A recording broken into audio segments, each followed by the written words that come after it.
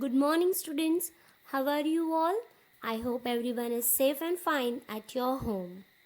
In the last video, we have learned about some of the characteristics of the living things. We have learned about growth, we have learned about respiration and excretion. Now you can see some of the questions in front of you. Have you experienced this? What happened immediately after the following actions? You have to say.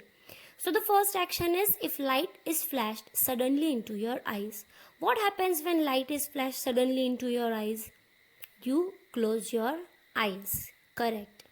Second question is suddenly you felt a pin prick.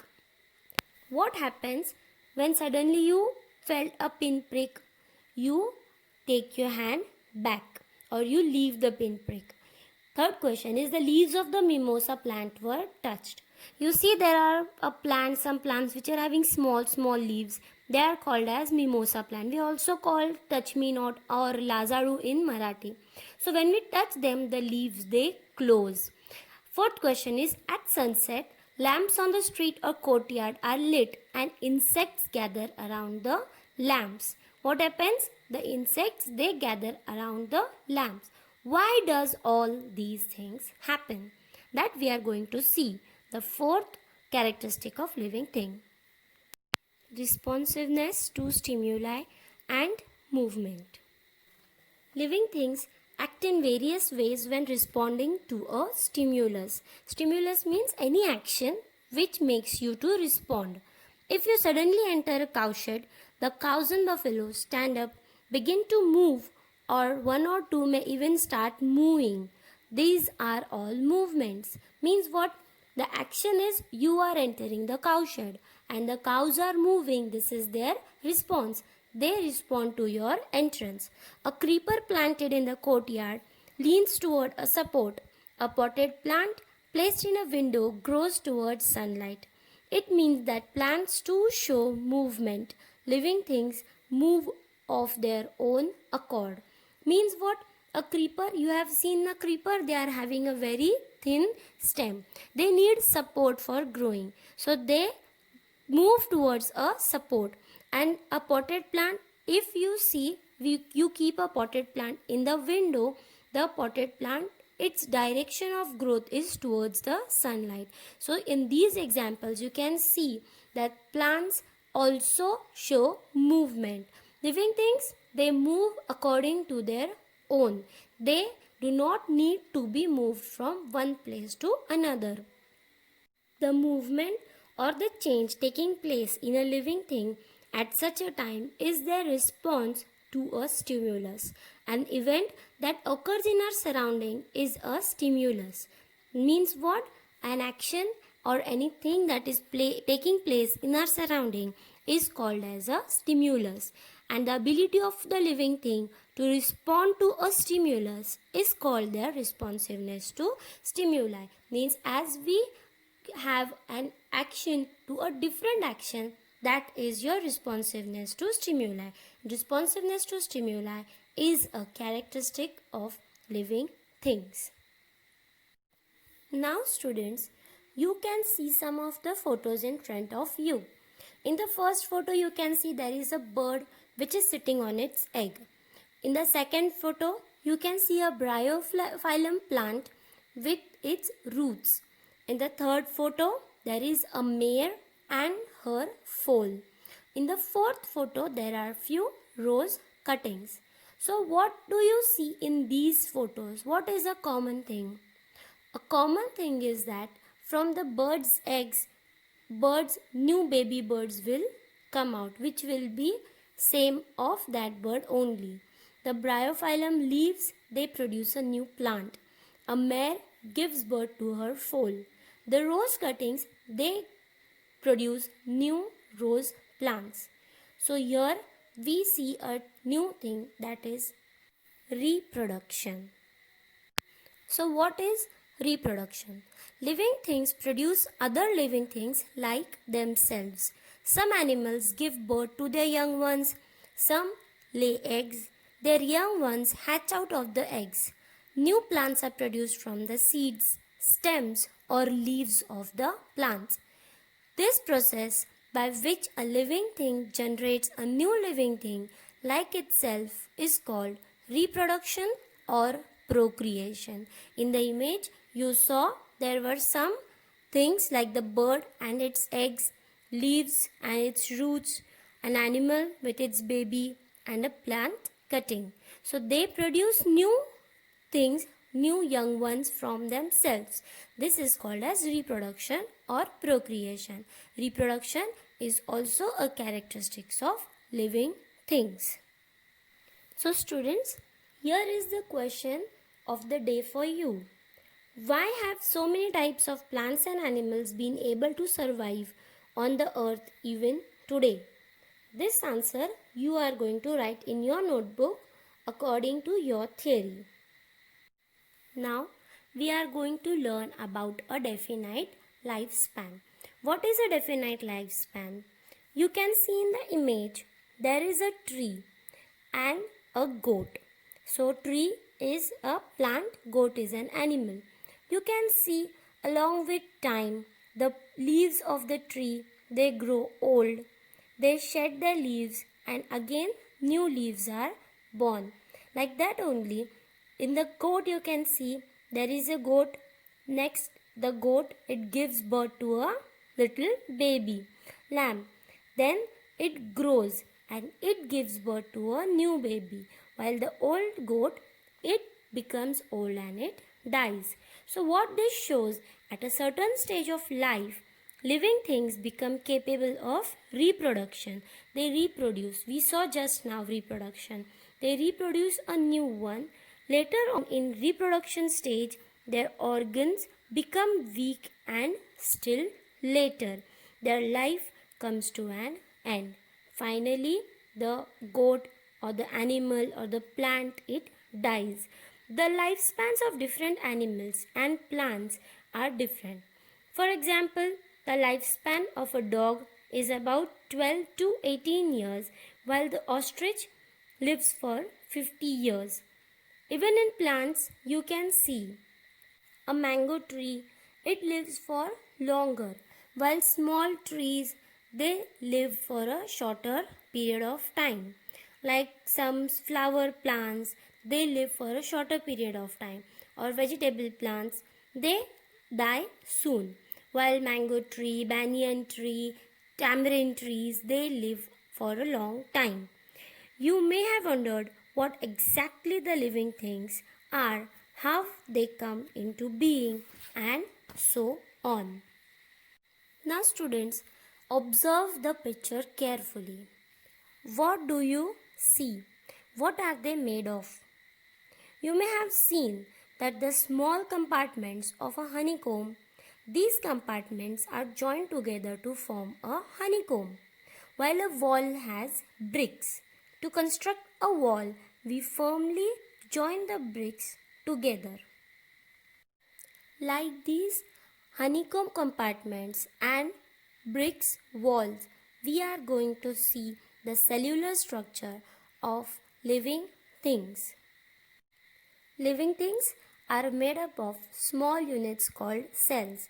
All the actions and processes in the bodies of living things are brought about with the help of these microscopic cells. So like bricks make a big wall, the cells, they make the living things.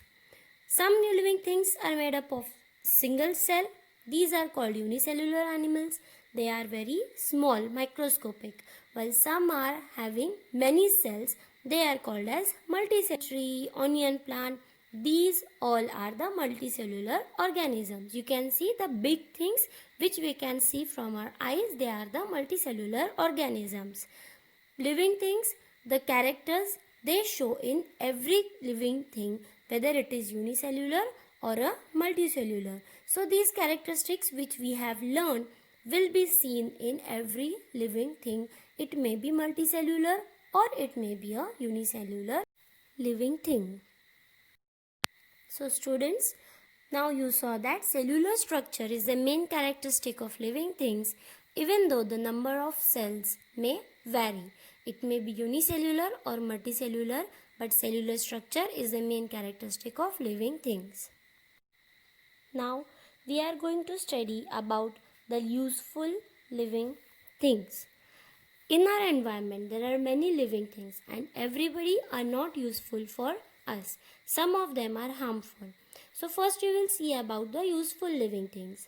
Some plants and animals are useful for us. We also call methi ki bhaji, you know na?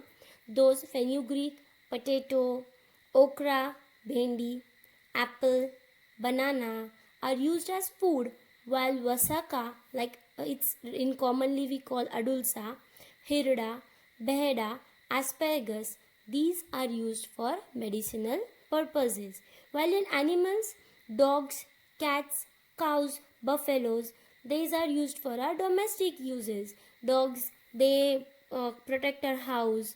Cows give us milk. Buffaloes, they give us milk. While fish, sheep, fowl are used as food.